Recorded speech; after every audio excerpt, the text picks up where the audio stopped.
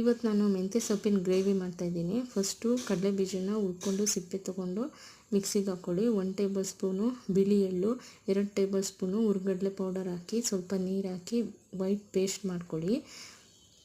ಆಮೇಲೆ ಕಡಾಯಿ ಇಟ್ಬಿಟ್ಟು 8 ಎಸಳು ಬೆಳ್ಳುಳ್ಳಿ, ಮೆಂತ್ಯ ಸೊಪ್ಪನ್ನ ಸಣ್ಣ ಸಣ್ಣ ಕಟ್ ಮಾಡಿಕೊಂಡು ಫ್ರೈ ಮಾಡಿಕೊಂಡು ಒಂದು ಪ್ಲೇಟಿಗೆ ಎತ್ತಿಟ್ಕೊಳ್ಳಿ.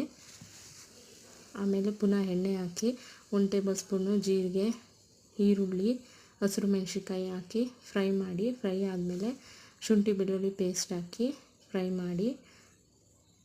ಆಮೇಲೆ ಟೊಮೊಟೊ ಹಾಕಿ ಫ್ರೈ ಮಾಡ್ಕೊಳ್ಳಿ. ಟೊಮೊಟೊ ಆದಮೇಲೆ ರುಚಿಗೆ ತಕ್ಕಷ್ಟು ಉಪ್ಪು ಹಾಕಿ ಅದು ಸಾಫ್ಟ್ ಆಗೋವರೆಗೆ ಫ್ರೈ ಮಾಡಿ. ಸಾಫ್ಟ್ ಆದಮೇಲೆ 1 ಟೇಬಲ್ ಸ್ಪೂನು ಅರಿಶಿನ, 1 ಟೇಬಲ್ ಸ್ಪೂನು ಅಚ್ಕಾರದ ಪುಡಿ, 1 table spoon garam masala, 1 table spoon ಧನಿಯಾ ಪೌಡರ್ ಹಾಕಿ ಫ್ರೈ ಮಾಡಿ.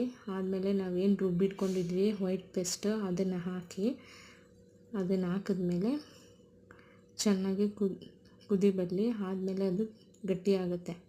ಗಟ್ಟಿ ಆದಮೇಲೆ ನಾವೇನು ಫಸ್ಟ್ ಫ್ರೈ ಮಾಡ್ಕೊಂಡಿದ್ವಿ ಬೆಳ್ಳುಳ್ಳಿ ಮತ್ತು ಮೆಂತ್ಯ ಸೊಪ್ಪು ಅದನ್ನು ಹಾಕಿ ಅದನ್ನು ಹಾಕಿದ್ಮೇಲೆ ಚೆನ್ನಾಗಿ ಕುದಿ ಬರಲಿ. ಆದಮೇಲೆ ಲಾಸ್ಟಲ್ಲಿ ಕೊತ್ತಂಬರಿ ಸೊಪ್ಪು, ಅರ್ಧ ಹೋಳು ನಿಂಬೆಹಣ್ಣು ಹಾಕಿ ಫ್ರೈ ಮಾಡಿ. ಈ ಗ್ರೇವಿ ಗೀ ರೈಸು ಮತ್ತು ಚಪಾತಿಗೆ ಚೆನ್ನಾಗಿ